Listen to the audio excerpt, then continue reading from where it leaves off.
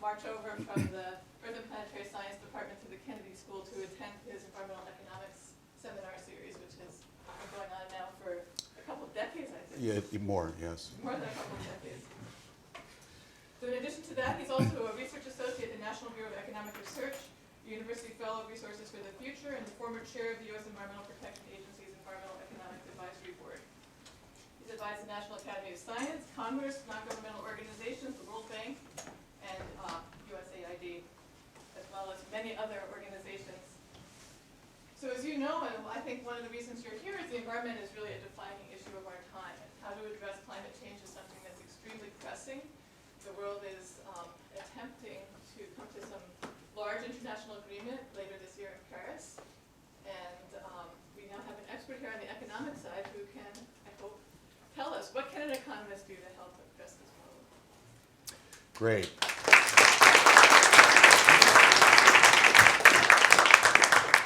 Well, thank you very much. It's a delight to be here. I've spent 2 wonderful days at the Woodrow Wilson School, meeting with students, meeting with faculty, and for that matter, meeting and working with staff. And it's been really a wonderful time. And this is, for me, the culmination, at least for me, one of the high points of it. As you can see, the title of my talk is What Can an Economist Possibly Have to Say About Climate Change? And so I want to actually start by addressing that very reasonable question. And in order to do that, I think what I'd like to do is to tell you a story. So I was flying out of Logan Airport in Boston a while ago, and I sat down in the seat next to me, and it became pretty clear that the gentleman next to me wanted to have a conversation. So maybe you've noticed what I've noticed, that there are 2 types of people who tend to fly: those who like to have conversations with perfect strangers, and then the rest of us. So I'm very much in that second category, and my approach to remaining in that second category is that I always have some defensive material, some reading material. It might be a laptop computer, it might be a phone, it might be some materials, might even be a newspaper. And whether or not I'm interested in them, I have them out as a defense. But this gentleman that was seated next to me was determined. He was as determined as I was in the other direction to have a conversation. And so he tried to start the conversation the way Americans often do. He asked me, what business am I in? You know, what do you do for a living? And I did something foolish. I told the truth. I said, I'm an environmental economist. And he looked at me, and I looked at him. And he didn't follow up. He didn't say anything further. And God knows I'm not going to say anything, because I didn't want to talk in the first place. And we looked into each other's eyes for an interminably long time. And then I realized why this fellow who wanted so much to talk was not following up. I realized that he had concluded that he had just met a living, breathing oxymoron, an internal contradiction. After all, it's either the economy or the environment. It's either the study of the environment or this study that we call economics. So this phrase, environmental economics, made absolutely no sense to him. And so he didn't say anything further. So what I want to convey to you over the space of less than an hour is to convey to you that environmental economics is not oxymoronic, far from it. And I say this for 2 reasons, which at the beginning I'm just asserting, and if I'm lucky, I'll be able to demonstrate these to you.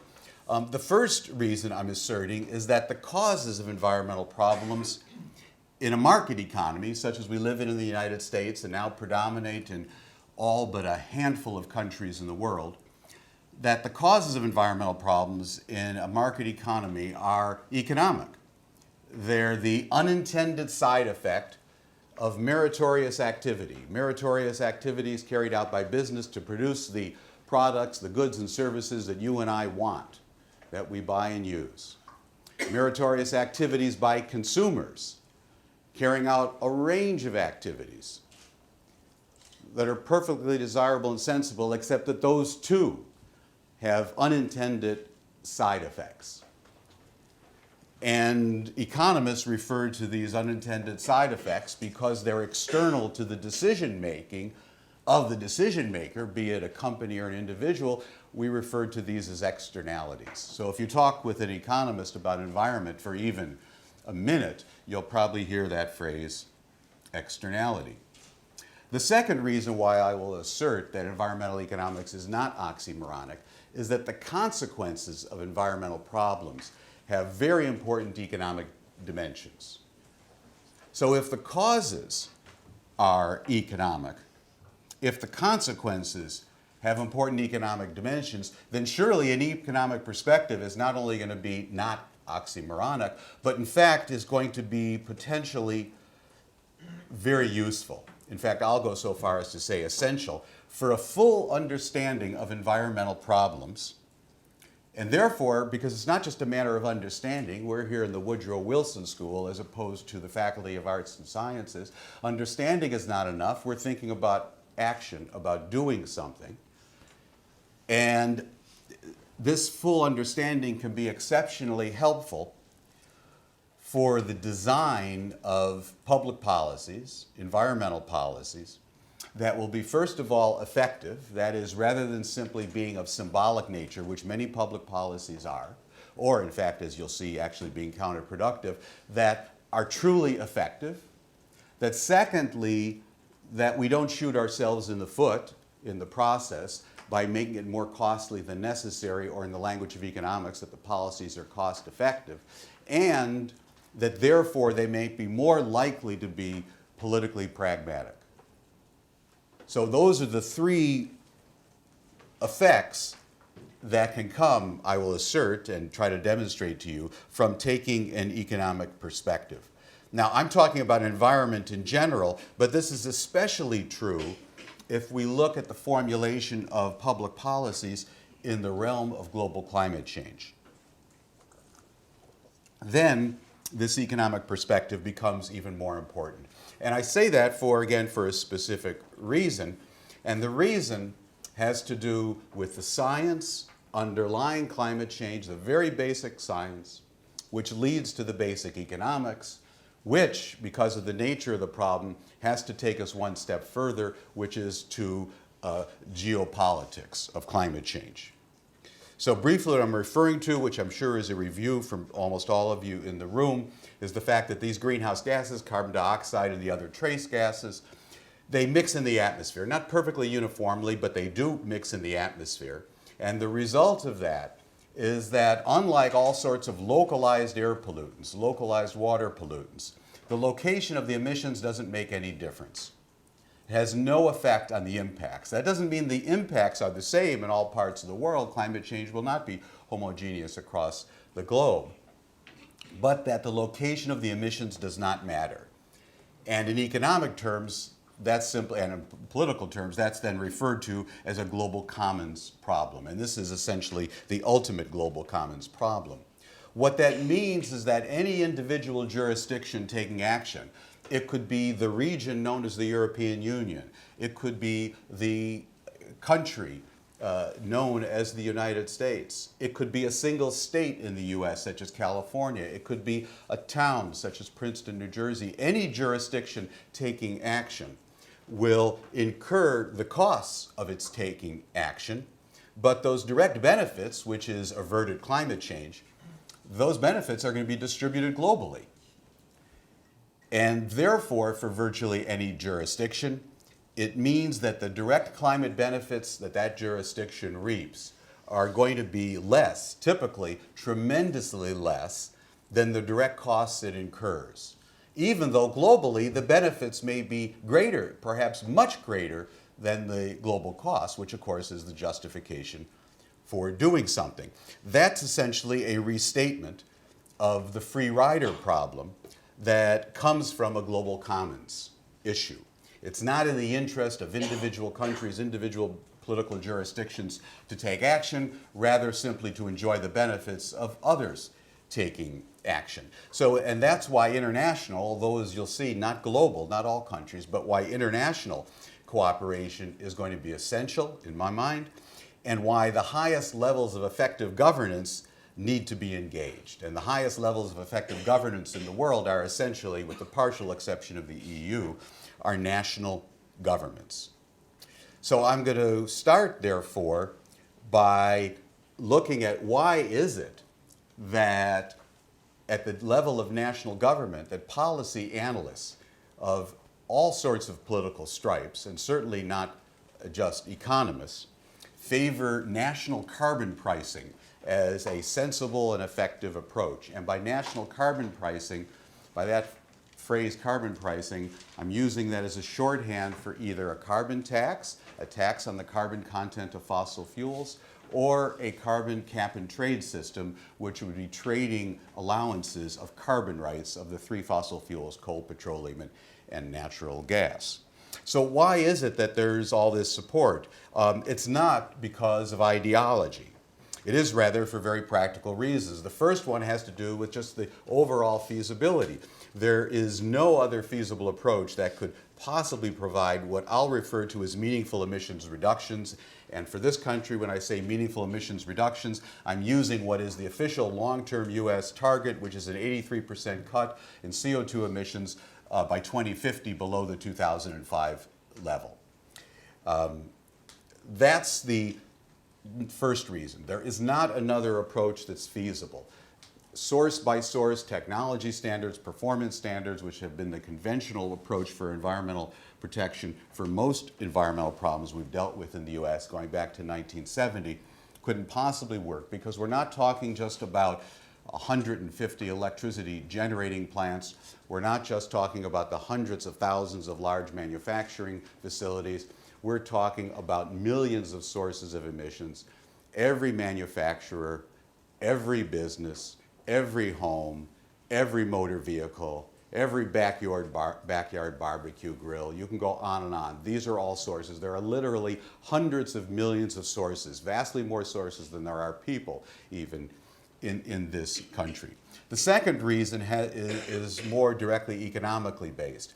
And that is that it's the least costly approach in the short term, and the reason it's the least costly approach is that the abatement costs across sources are highly heterogeneous by a factor of 10,000 to 1 of how much it costs to reduce a ton of CO2 from one kind of source compared to another.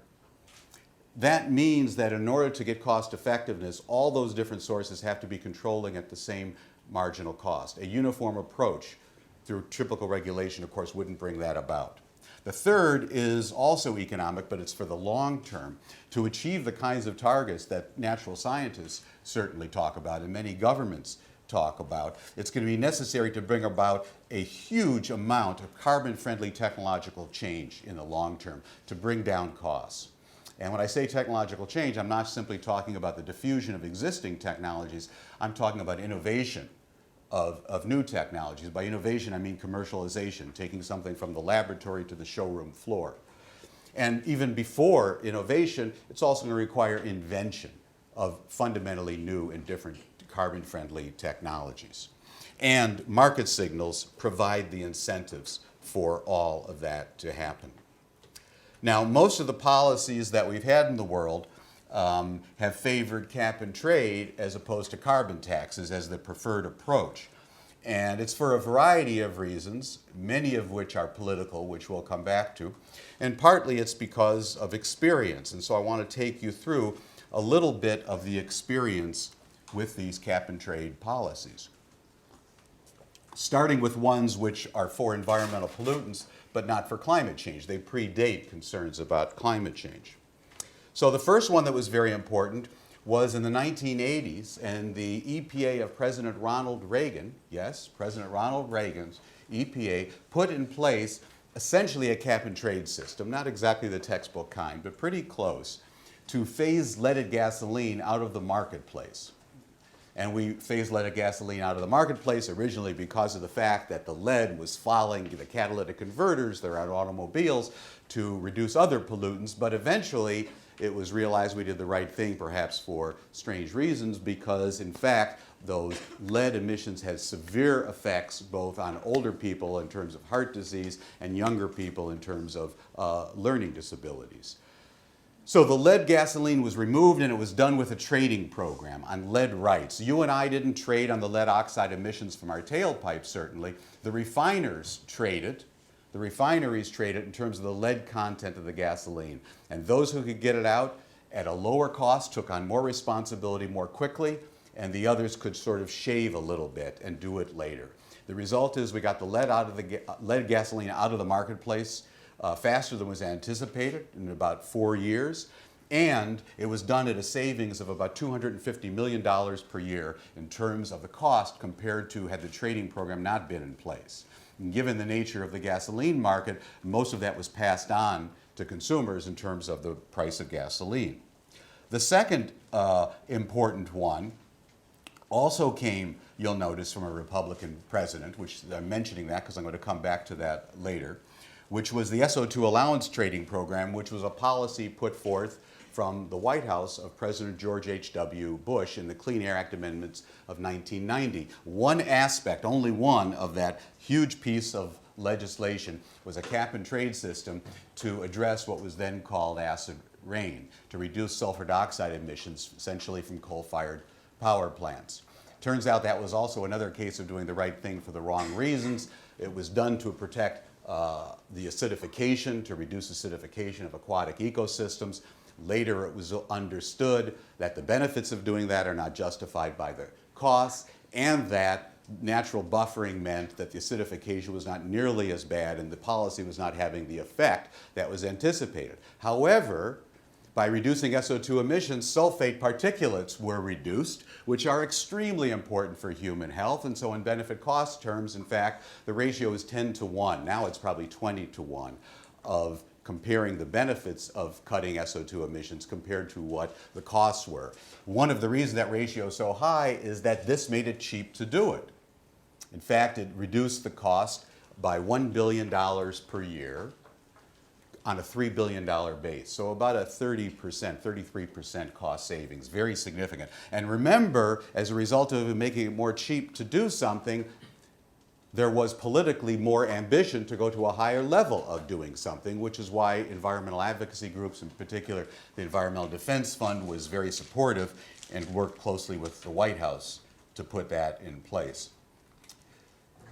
The third example I'll give is moving into the climate realm. And Europe has been the world leader in terms of aggressive action to reduce CO2 and other greenhouse gas emissions. And the European Union has put in place an emissions trading system, which we can talk about later if you're interested. I'll just say that it's often been criticized as not being a success. It actually has been a success. It's performed very well. The allowance prices are low because it's barely binding because of the recession in Europe. But that's good news about the policy, not bad news about the policy. It tells us something. Cap-and-trade systems are countercyclical instruments. When, in fact, the economy is in trouble, and because emissions are going down anyway, because of essentially in Europe it was lower manufacturing, lower electricity demand, you stop punishing industry because you're getting the emissions reductions anyway. The cap is not binding. The allowance price falls. If you had a carbon tax instead, of course, you would continue to punish private industry when emissions were low anyway. It would be a pro-cyclical instrument. In other words, when there's a time of recession, it would make the recession worse, which is, in fiscal terms, is obviously not what's wanted. So that's the European Union emissions trading system. I'm going to come back and say some things about it which are not quite as nice, but for now, let me go on to the US, where in the Northeast, formerly including this state, but no longer, there is a greenhouse gas program called the Regional Greenhouse Gas Initiative, frequently referred to as RGGI. And this is a relatively unambitious program that's only in the electricity sector. The European Union program is electricity and large-scale manufacturing, about 50% of the economy, 50% of the CO2 emissions.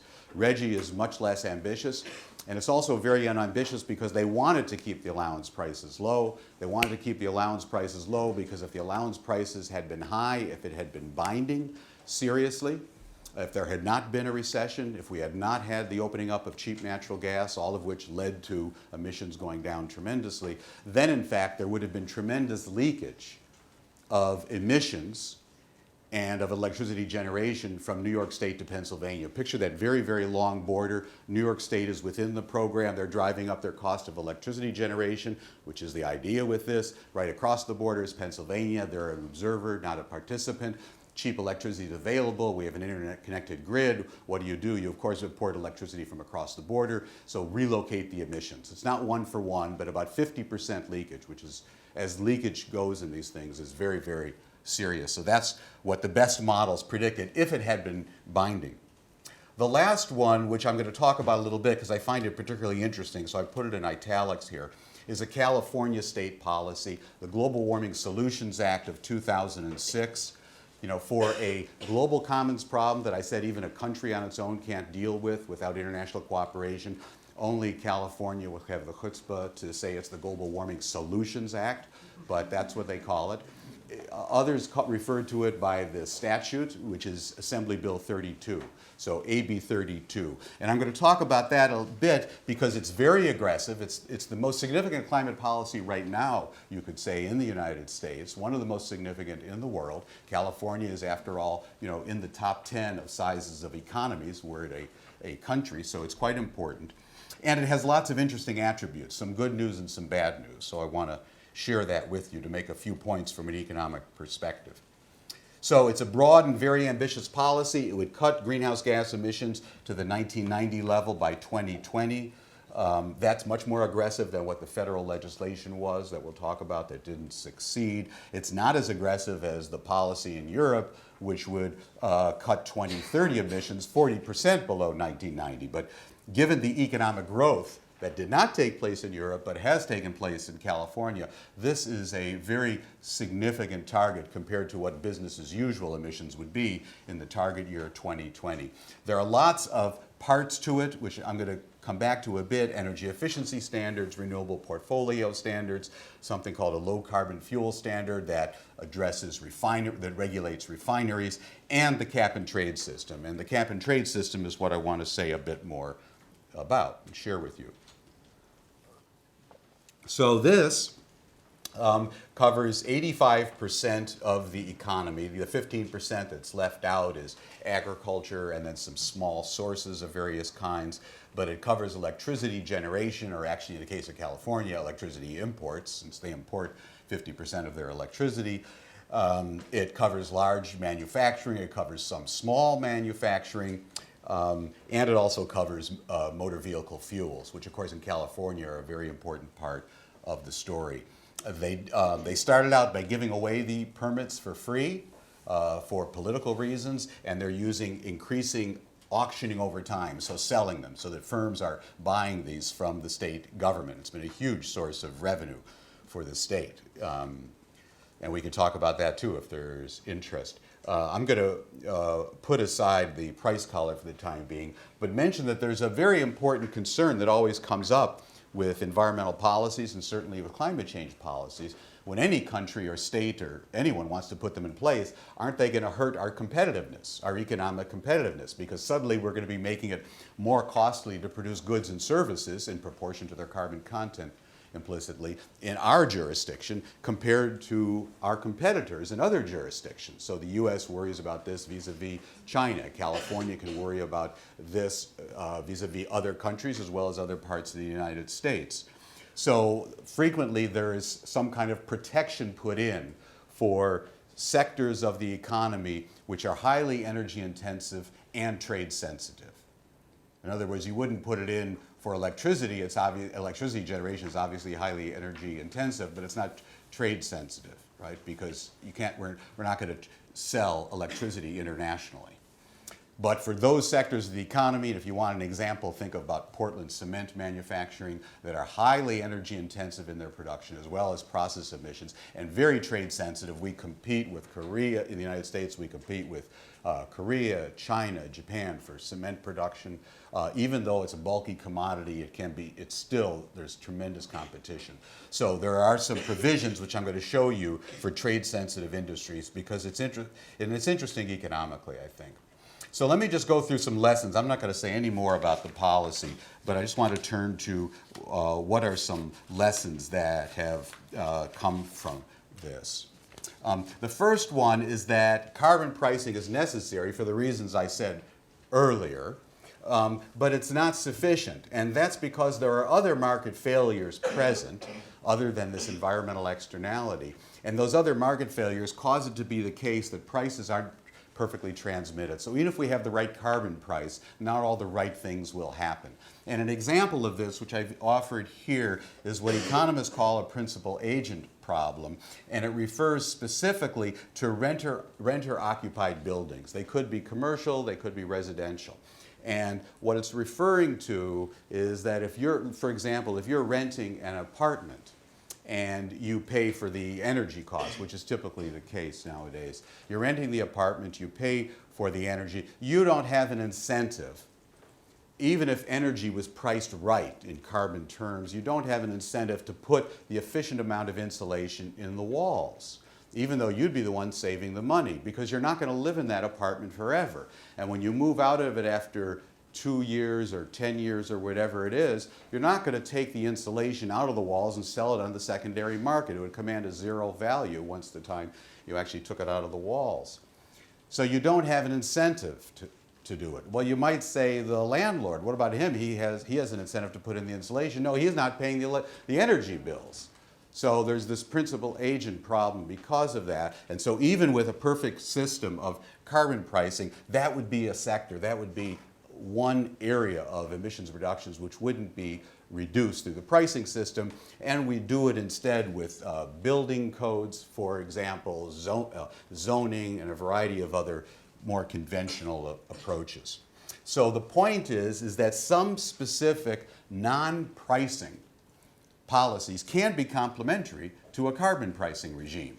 They can be. But you'll notice I put in italics, I hope I did, yes, the words can be. They're not necessarily.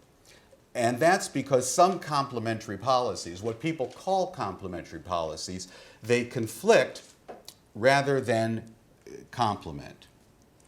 Let me see where I am here for a second. And I'll give you the example in California where there is the low carbon fuel standard. So remember, under the cap and trade regime, I mean, I haven't proved this to you, so I hope you can just accept this on faith to some degree. But under the umbrella of the cap and trade system, once it's in operation, that in fact all sources will be controlling at the same marginal cost. And whatever is being achieved will be achieved in a cost-effective way. We're achieving it at the lowest possible cost. We know that because they're at the same marginal cost. If you shifted anything a little bit, responsibility, then costs would inevitably have to go up. So you look at this, and this is the umbrella of under the cap or the cap and trade system, and everything looks great, it's cost effective, but someone comes along and says, you know, I'd really like to get more out of the refining sector. I'd like to get more action there than what we're getting. So you put in place a regulation. Okay? Now that regulation, in this case called the low carbon fuel standard, can be one of only two things. Either it can be non-binding, right? It's not as ambitious as what's happening anyway with the cap, in which case it's completely irrelevant. Or it can be binding, and it is very binding in the California case. Okay? Well, what happens when it's binding? Well, we get more emissions reductions from refineries than we would have gotten if we only had the cap and trade system. That's wonderful. But now the refineries don't need all those permits they were using because they're emitting less. Well, what are they going to do with the permits? You think they're going to just tear them up? The permits are worth millions of dollars because other firms have a demand for those. So they sell those permits. They sell them to plants and companies in other sectors of the economy. So what happened? The first thing that happened is we put in place this additional regulation. We got absolutely no additional CO2 emissions reductions. We have 100% leakage, 100%. The emissions are simply relocated geographically or sectorally. Okay, so we haven't accomplished anything. It's worse than that. Now, each source is no longer at the same marginal cost. The sources in the refining sector are at a higher marginal cost. Aggregate costs have gone up. We've accomplished nothing, and we have increased the social cost of the policy. It's worse than that. In addition to that, we've reduced demand for allowances, so the allowance price overall falls, which is very bad change, because it's that allowance price that provides that signal for technological change in the long term. And this is precisely what has happened. So there's the consequences: achieving no incremental emissions reductions, relocating emissions, driving up abatement costs, and suppressing the allowance prices. This is happening in California, and it's also happened in spades in Europe. It's one of the reasons, not the only reason, why the allowance prices in the European Union for CO2 are so low, because of all the so-called complementary policies. So the lesson here is that many so-called complementary policies, which look good on paper perhaps, are nothing of the kind. They contradict and conflict rather than complement. So let me go to some more lessons. One is certainly that giving out the allowances at the beginning for free fostered political support. After all, it's pretty difficult to put in place regulations when the regulated entities themselves are up in arms. So it certainly helped with that at the beginning. I can skip that and that because of time. And let me turn to something else instead to talk about what I brought up before, which is competitiveness, because this is always a huge concern. So this is a case in which California does it right, but Europe and most parts of the world do not. So I'll tell you how they do it in Europe. So in Europe, there was a lot of concern about competitiveness when they put in place the climate policy and the cap and trade system. And this wouldn't, what I'm about to describe isn't just with cap and trade. Any kind of regulation would have this effect, because any kind of regulation on CO2, if it's meaningful, is going to drive up the cost of producing carbon-intensive goods and services in proportion to their carbon intensity. That's inevitable. So there's a lot of concern about leakage. So what they do in the European Union with the cap and trade mechanism, which is the particular instrument they're using, is they take the allowances and they give them for free, or give some extra ones for free to the sectors that are essentially screaming the loudest. And if it's done in a, let's be, economic way, as opposed to purely on the basis of how loud they're screaming, it would be the ones that are most energy intensive and most trade sensitive. And again, as a poster child of that, think of the cement industry. Okay? So when they give them these allowances for free, have they done anything about their competitiveness? And the answer is, of course, no. Absolutely no change in the competitiveness. And if that's not clear to you, then let me give you the example of yourself. So you own a very strange kind of little mom and pop hardware store. You manufacture hammers and you sell the hammers. But it's a small operation. You can't make these hammers very cheaply. You sell them at a small profit and you're a happy camper. And then Home Depot goes in 4 blocks away. And they're huge, and they can make those hammers because of the volume they deal with. They can make those hammers a lot more cheaply. And they can therefore undercut your price. And you can't sell hammers, and you've got a real problem of competitiveness. Now, if I come to you from the government and I say, I'll tell you what, I'm going to take care of your competitiveness issue with Home Depot. I'm going to write you a check, $1,000, $10,000. That's the same as getting allowances under a cap and trade system, because those allowances have an economic value. So no difference giving them allowances to a company and giving them cash or a check. It's the same thing. It's money. It's fungible. When I give you that, when I give the mom and pop store the $10,000, tell me about selling hammers. You still cannot match the price of Home Depot. If you do, you're still going to be closing down. It hasn't helped your competitiveness. Why? Because the payment was inframarginal, not marginal. I didn't make a payment that was on the margin. It was simply inframarginal. If instead I came to you and I said, I'll tell you what, for every hammer you produce, I'm going to give you $1. I've now put it on the margin. That's a production subsidy, which has its own problems, by the way, in economic terms. So it's a production subsidy. That addresses potentially your competitiveness concerns with Home Depot, right? Now, what they do in Europe is what I said in the first time. They just give them free allowances. They give them a check. Now, are the companies happy? Yes, they write all kinds of testimony about give us free allowances. This is fantastic. It's addressing our competitiveness problems. It's really important. And after they get that money, there is absolutely no difference than there was before of the ability of the French cement manufacturer to compete with a company in Algeria. Likewise, that cement manufacturer in France has the same economic incentives to relocate its next production facility in Algeria rather than building it in France. It had no effect on competitiveness. In the US legislation that was actually quite good, that was defeated in the Congress from the Obama administration, in that climate legislation, they addressed competitiveness, but they didn't do it with a check. They did it with a production subsidy. Now, we don't call it a production subsidy. In fact, of course, no one likes to get subsidies, right? Everybody else's businesses get subsidies. We just get help. So what it's called instead is an output-based updating allocation. The number of allowances you get depends on how much product you produced in the last period. And that's the way it's done in the California system. They use an output-based updating allocation, which really does address competitiveness. And they do it for about 6 sectors that are very trade sensitive and highly energy intensive. So in the California system, they really are reducing competitiveness and leakage risks for the trade sensitive sectors. But the leakage risks remain actually for electricity. I'm not going to go into this in depth. We can talk about it if there are questions. Something called contract reshuffling. That is in California. Remember, they're importing a lot of electricity.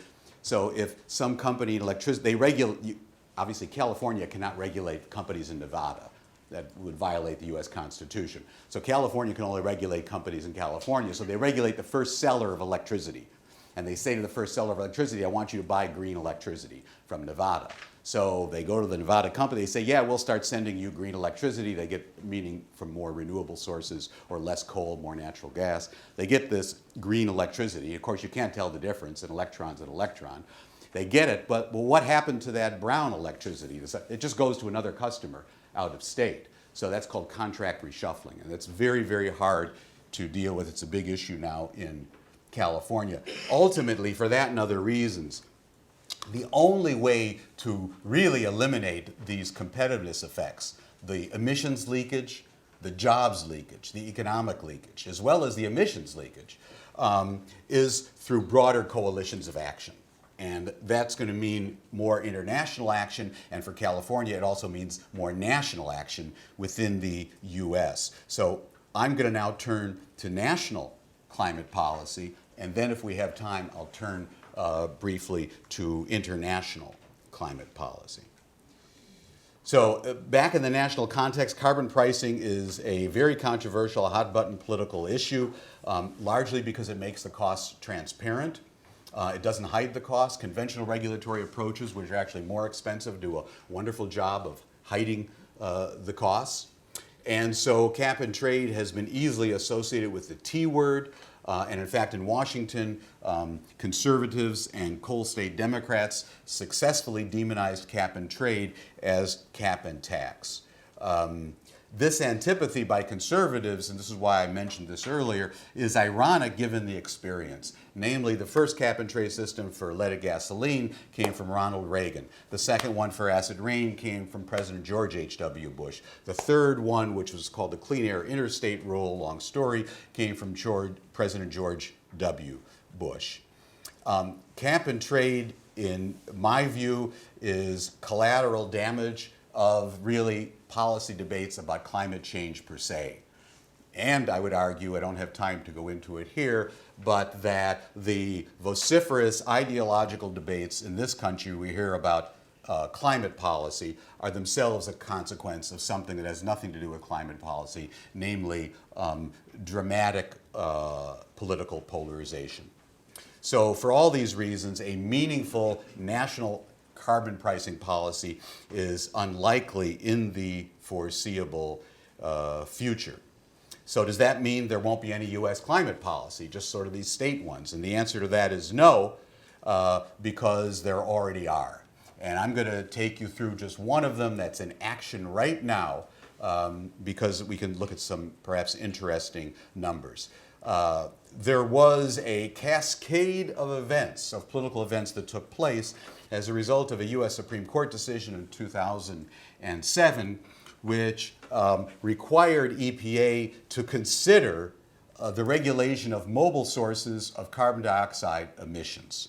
And it's a complicated sentence, but that's essentially what it did. EPA was then required to ask the question for the first time, does carbon dioxide endanger public health and welfare? Because the statute, going back to 1970, the way it's written by Congress is it listed some pollutants, localized air pollutants, sulfur and dioxide, mercury, and others. And then it said, if you, EPA, find another substance that endangers public health and welfare, then you should start regulating that as well. So the Obama administration carried out this endangerment finding. They issued it in 2009, and they said, yes, CO2 does endanger public health and welfare. I think it was logically flawed the way it was done, but nevertheless, they did it. And then as a result of that, the Obama administration, to comply then, adopted much more stringent fuel efficiency standards, what are called CAFE standards in the US, corporate average fuel economy standards. What that did was then define carbon dioxide as a pollutant under the Clean Air Act, which sounds like a good thing, but there's some negative parts of that the Clean Air Act was written for localized air pollutants, not even for transboundary ones like acid rain. It was written. And so they're not with a statute like we did for acid rain changing the structure. They're using the structure for localized air pollution because of that. And the way they chose to do it, and it's quite clever the way they've done it, is that they said first we're going to deal with electricity generation. It's probably the only thing they'll deal with. They started with new sources of electricity generation, and then we're prepared to go on to existing sources. Do I have? Okay, so there's the rule for new power plants was proposed in 2013. It essentially had the effect of outlawing new coal-fired power plants that did not remove almost all of the carbon dioxide from the stack gases, liquefy them and inject them underground in what's called carbon capture and storage, which is not available commercially at all. And so that's the sense in which people said it outlaws new coal plants, so it was true. And so conservatives said this is horrendous. It's going to be very, very costly. It's going to drive up the price of electricity, worsen recession. And environmentalists said, no, it's wonderful. It's fantastic. It's going to do so much. And of course, both are wrong. It'll have absolutely no effect whatsoever because all that it is doing is making it impossible to build new coal-fired power plants. But we aren't building any new coal-fired power plants. There are none on the drawing board. There are none under construction. Why? Because of the very low price of natural gas. The price of natural gas is so low because of two remarkable technologies, hydraulic fracturing and horizontal drilling, which have opened up new areas of natural gas in many parts of the United States at dramatically lower cost. And that's shifted a lot of dispatch of electricity from coal plants to natural gas plants has caused the construction of a lot of new natural gas plants and stopped all construction of coal plants in the future. But that was just the first shoe. The second shoe dropping was very important, and that was a rule for existing power plants. So this would affect all the existing coal-fired power plants. That was proposed last June.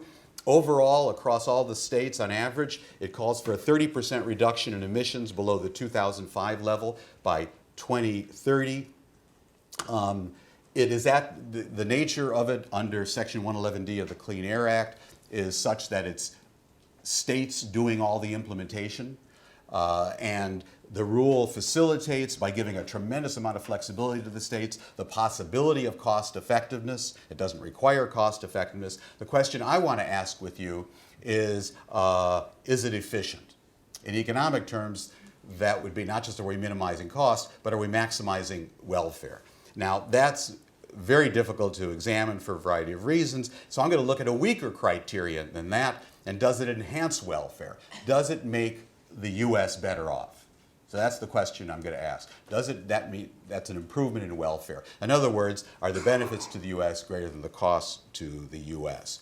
And now, the first thing you'll think of is where we started our discussion, that the fundamental economic arithmetic of a global commons problem, benefits spread globally, costs incurred locally, and in fact, damages are worse in other parts of the world than they'll be certainly in the industrialized world. And so because of this, it would be surprising, to say the very least, if EPA in an economic analysis were to find that the expected benefits of this rule to the U.S. were expected to exceed its costs. That would be tremendously surprising. That would violate everything we know about a global commons problem. But that's what EPA found. The central tendency of its estimates is positive net benefits, which means benefits minus costs, of $67 billion annually in the year 2030. So how can that be? So I'm going to take you through some numbers. I'm not going to give you all the caveats on these numbers. I wrote a blog post about this, a long essay when I first did this analysis, and you can read everything there and also see all the sources. But these are numbers from EPA's own analysis in what's called a regulatory impact analysis, which is a 475-page analysis that they released the same day as they released the proposed rule. And these are the midpoint estimates for the year 2030.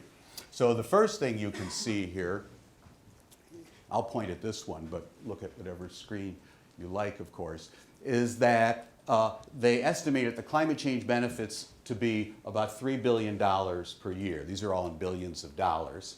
And they estimated the compliance cost to be $9 billion per year. Actually, I think this is an overestimate for the US, but anyway, we'll take their numbers. Well, indeed, that's negative $6 billion. That simply validates, that's not a surprise. That validates the fact it's a global commons problem. A small part of the climate change benefits are going to go to the US. Most are going to go to other parts of the world. So it's negative $6 billion.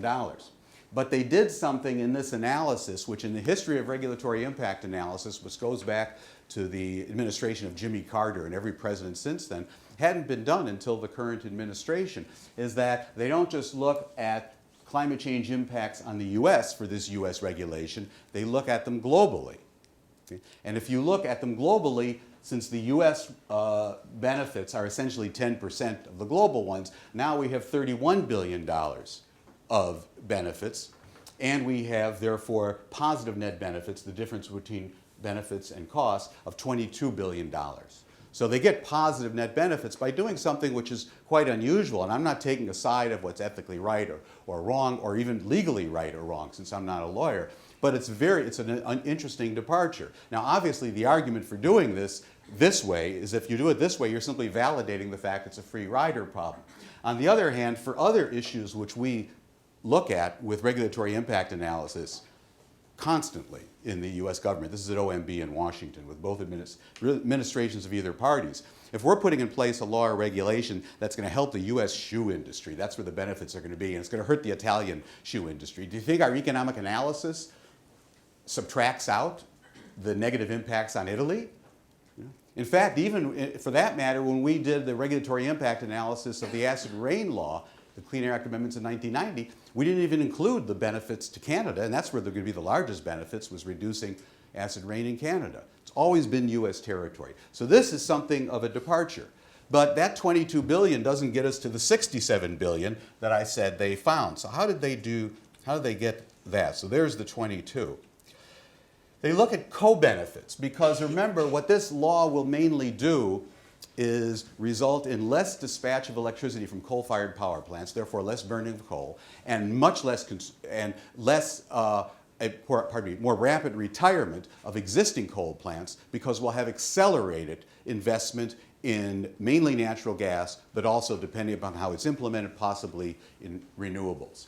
When we reduce the coal generation, coal-fired generation, we stop burning as much coal, we don't just cut CO2 emissions, we cut emissions of sulfur dioxide, of nitrogen oxides, of mercury, and importantly something else, particulates. Small particulates, PM 2.5, smaller than 2.5 microns across. Because they're so small, when you breathe them in, they go deeper and deeper right into the lungs because of their size. And extremely significant health impacts, both morbidity and importantly premature mortality.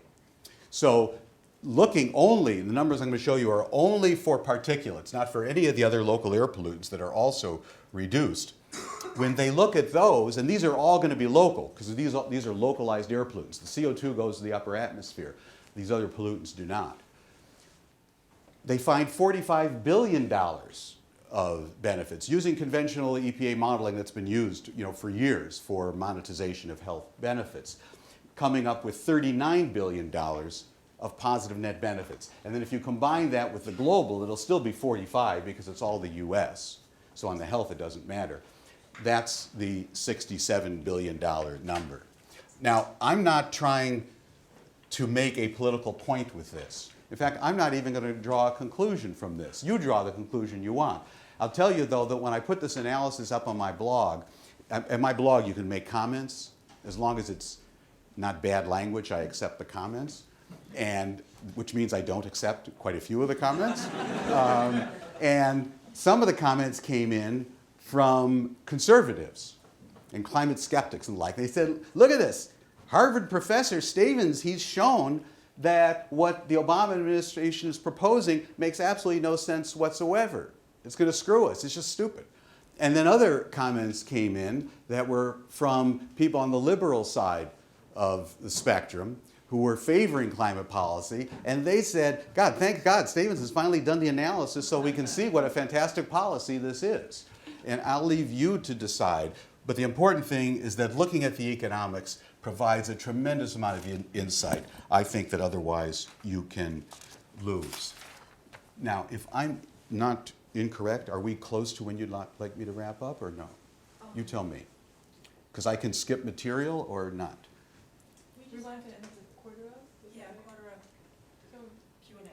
so I guess if you wanted to wrap up, there would be some time. So I should stop now. Okay, so let me go to wrap up. And I apologize, I'm not going to talk about the international climate negotiations because of time. But if you want to ask about those in Q&A, you can do that. And instead, I'm going to go to this slide, if that's right. And that is to say that I hope I've shown you, by looking at US climate policy anyway, from an economic perspective, that environmental economics is not oxymoronic, that an economic perspective is not only helpful, from my point of view, I think it's essential for a full understanding of environmental problems, not as a substitute for natural science, not as a substitute for political science or other social sciences or natural sciences, but as a complement to them, for a full understanding. And therefore, it can be absolutely key for what we care about at the Woodrow Wilson School, what we care about at the Kennedy School of Government, where I teach, which is the design of public policies that are environmentally effective, not simply giving lip service or having some kind of symbolic value, but really doing something, which, as you've seen, not all the policies do, that are economically sensible in the sense of being cost effective, and that therefore are more likely, if well designed anyway, to be politically pragmatic. I know I flew through a lot of material, even though I left out the international. So let me just close by leaving up that slide. If you do want more information, the Harvard Project on Climate Agreements, International Consortium I direct of scholars around the world working on these issues, the Harvard Environmental Economics Program, 25 faculty members at Harvard across the university focusing on environment. I also have the pleasure of directing that. My own website, where everything that I've written since I was at kindergarten is available as a PDF file, including the early drawings. My blog, which you were kind enough to mention, you can subscribe to it if you like by going there. And then finally, as you know, I was forced by the press people at the Kennedy School. They said, you've got to start tweeting. And I said, what? And so now I tweet. And if you want to follow me, you can push me over 1,157. I mean, I'm not counting, but I think that's how many followers I have. So thank you very much.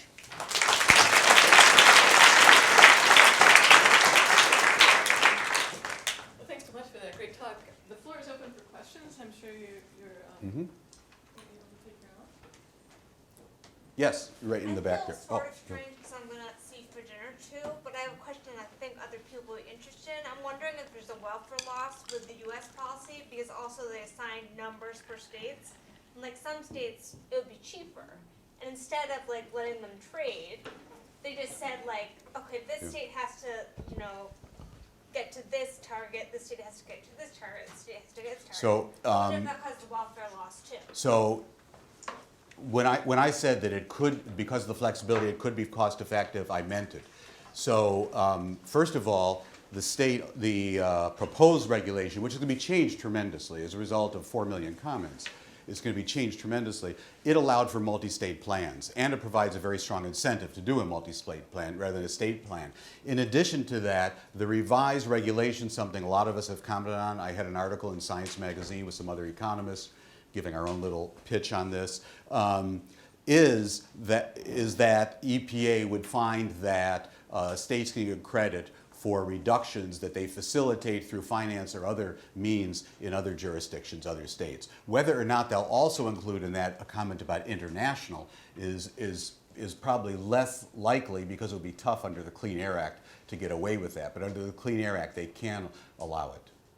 So I anticipate, in fact, I'll give you my brief version. What I anticipate is going to happen because of this, if it survives legal challenge, which unfortunately, it's sad, I think it's not, a critical part of it. But if it does, then I think we're going to see a West Coast, California, Oregon, Washington system of trading, either through linkage or a multi-state plan. We'll see Pennsylvania join RGGI, which would be hugely important. Once your governor realizes doesn't have a future in Republican primaries, I think New Jersey will rejoin RGGI just to keep the costs down for the state. And in the upper Midwest. So that's essentially the blue states. And it's a small part of the country geographically, but it's a very large part of the country in terms of emissions. In the back? You talked largely about how to capture external costs of carbon. I was wondering if you had any kind of favorable propositions with regard to how to move forward with green energy, particularly subsidization versus central planning, or that kind of thing. Well, so from my perspective, I'm just giving you the economics line, which I think any economist would say, is that the most cost-effective, which is part of efficient, but not the full story, but the most cost-effective approach is going to be to increase the costs for other sources of energy rather than to subsidize green energy. And the reason is, again, has to do with marginal and inframarginal. When you provide a subsidy, a lot of entities that were going to do it anyway get the subsidy. And so it tends to be very, very costly. So in social terms, if you don't care about social cost effectiveness, then recognize the political feasibility of that is very, very small, because those subsidies are coming out of the government's pocket. So, and with budgetary issues, that's very, very difficult to do. So it doesn't hold a lot of promise. There have been very important subsidies in the forms of tax breaks, which is the way we usually do subsidies in the US, have expired. They have important political constituencies. The fact that they have important political constituencies don't mean they make sense. The subsidy we have, very significant subsidy on ethanol production in the US, is a good example of that. I always focus on one area, so I'll sweep across. Sir. Now, you mentioned that our US EPA cost for that climate change was $6 billion, and the global benefit was $67 billion. Now, this is just from the US point of view. But European Union is ahead of us. They are doing much more than what we are doing. So if you take their numbers, maybe the global benefit will be much higher than what we are showing here, $67 billion. Oh, of course. No, this is just of this is only of one policy in the United States. That's all I was saying. Right. And that's quite striking. So do you think that these numbers could be presented to the conservatives, all Republican 2016 presidential candidates? And can this be made more politically pragmatic? No, the result of that, I should say one thing, so I don't want to mislead, is that this does take account of existing laws and regulations. So it takes account of the existing EU policies, not the proposed ones, but it takes account. But when you have stronger policies in other countries, it doesn't make these numbers look better, because then on the margin, the effects, then you've reduced the risk of climate change. And so these numbers don't look better for a given policy if other countries take lots of actions. But these are only part of it. You do have to add together, but you have to be very careful about the nature of that adding. There's double counting, is what I'm saying. The answer to your question is, unfortunately, is no. I think this would have the debates about climate change. I mentioned in a small group met before. I'll say it now. as well, is that unfortunately debates about climate change in the United States are ideological. I think they're a consequence of political polarization and ideological fault lines. The nature of the debates nowadays has much more in common with debates about abortion, the difference between a woman's right to choose and the rights of the unborn. And people on either side of that issue, if they learned more about the physiology of the gestation process, no one on either side is going to move to the other side.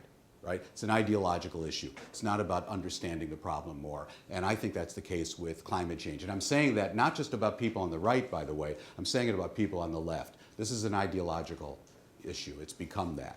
You know, and you, depending upon where you stand, you'll think that your side's right, of course. But you know, yeah. So going on from that, can you tell us some of your thoughts on the negotiations coming up and the prospects for agreements, either at the international global scale or at a smaller? So I'm actually relatively, compared to a lot of people, but that's partly because I'm sort of a half full glass of water kind of guy. I always tend to focus on whatever, you know, possibility is positive. And also I've been involved in, both involved in and monitored and studied the international negotiations for a long time. And so I notice when there are some positive changes, and there have been very positive, very positive changes. I think we got off on the wrong foot with the Kyoto Protocol. I think it was an approach which was never going to allow us to do anything meaningful.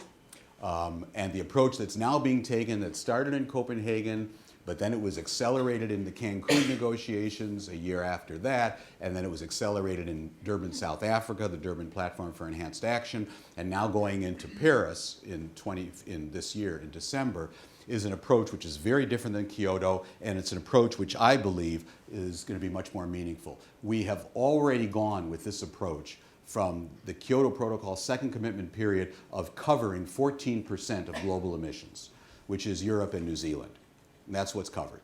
We've already gone, because of the United States and China and the, I can't say pledges, the contributions is the phrase that they've made to this process. That takes us right away to close to 50%. Europe, of course, is always already on board, so we're at 60%. With some of the other emerging economies and some of the other OECD countries, we're probably going to get to 80 or 85%. The ambition won't be as great as what people would like to see, but the right parties will be there, essentially contributing actions and taking actions domestically. It's a very different approach that's been used before. It's an approach, you know, remarkably, that people in the scholarly world, academics, political scientists, and economists have been calling for years. And it's the approach which is now being taken. And so I'm confident for the long term. We're not going to solve the problem in Paris. It's building a foundation. But the foundation you had with Kyoto was 10 feet by 10 feet. You were never going to be able to build anything high. This is a foundation. It's a full square block. And it's a foundation. It's a basement. So you're not going to see some dramatic numbers, but the foundation is there, the platform to go forward. So I'm relatively positive. Yes? Sir. Okay, this is, I guess, maybe a blue sky question to get your thinking as an environmental economist. How as an environmental economist, do you respond to the ideas, I guess, that go back to the Club of Rome, but maybe have been surfaced more recently by people like Naomi Klein, in terms of really striking at the need for more fundamental transformations in our market systems in order to adequately respond to the pace and scale of these challenges, either as a complement or as a substitute for these more surgical types of policies like cap and trade that just work within existing market structures? So I, like most economists, fundamentally disagree, thought the Club of Rome report was, I'm not sure what the technical word is, a misleading joke.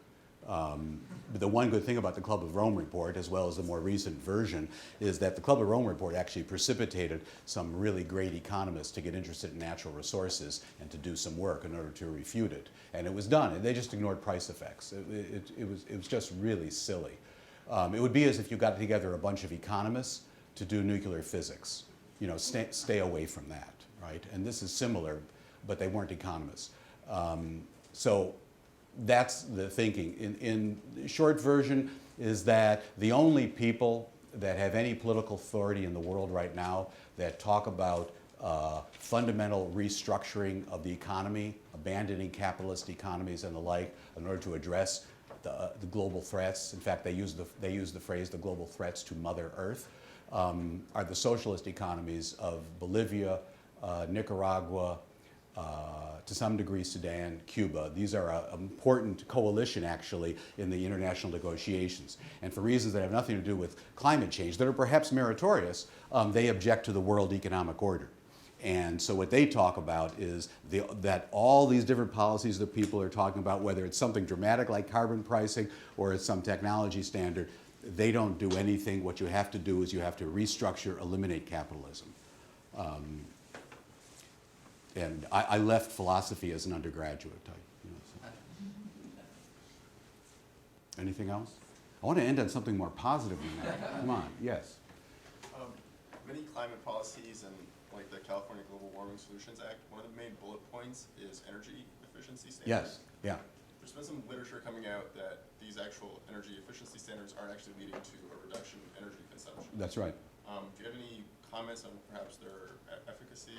So they vary tremendously. So that's true of some energy efficiency standards. In fact, we have a significant project, so we have a whole website on this. It's Harvard University together with Duke University with a former PhD student of mine, my very first student, who's now an endowed professor, so it makes me feel very old, and Richard Newell. And so we have a project on what's called the energy paradox, or the energy efficiency gap, which is the apparent reality that energy efficiency technologies that it would make sense for individuals and firms, particularly individuals, to adopt in terms of the upfront cost and the payoff period by lower energy costs are nevertheless not adopted. And why is that happening? And so we've addressed this at great length. And it varies tremendously across specific technologies, specific types of regulations. But if you go to that website, you'll see a lot of commentary on that. Oh, one more, yes? I was wondering if you could quickly speak about appropriate discount rates when thinking about environmental problems. So obviously economics and environmental economics is a lot of trade-offs between future and present. And Right. in order to do such calculations, you need to use discount rates. And what do you think, how should we go about thinking of that? Well, so discount rates are important to use because otherwise you're going to systematically make people worse off. So it's very important to have a discount rate because there is first of all, socially as individuals, preferences for consumptions at different points in time. And it's also the case that you can do something with that money in a market sense. The question becomes, are market rates of interest representative for purposes of social project? And the reality in the current thinking in economics is at a minimum that for long time horizons, lower discount rates should be used. So that whereas a 3% real rate, which is a typical rate we think of using in many cases, might well be appropriate for the kinds of projects that are normally analyzed either in the private sector or the public sector with benefit cost analysis. For longer time horizons, particularly intergenerational ones, that interest rates that are half of that might well be appropriate. And the guidelines from the US Office of Management and Budget actually now incorporate this. So you have to do it at two different discount rates. The crucial question, however, is whether or not the results of the analysis are robust to the discount rate. You know, do you change your mind? Can a discount rate affect the results of an analysis? Absolutely. If I was comparing a natural gas installation compared to a hydroelectric project, given the fact that one is all upfront costs and no fuel costs, the other is low cost at high fuel costs forever, you know, discount rates will certainly change the results of that. That doesn't necessarily hold for in fact, it doesn't hold for most of the climate policies we look at. I think that a lot of the thinking from current economics, and there's disagreement, is that Nick Stern had it right for the wrong reasons. So his use of essentially a zero discount rate doesn't make sense for a whole set of reasons, doesn't make sense.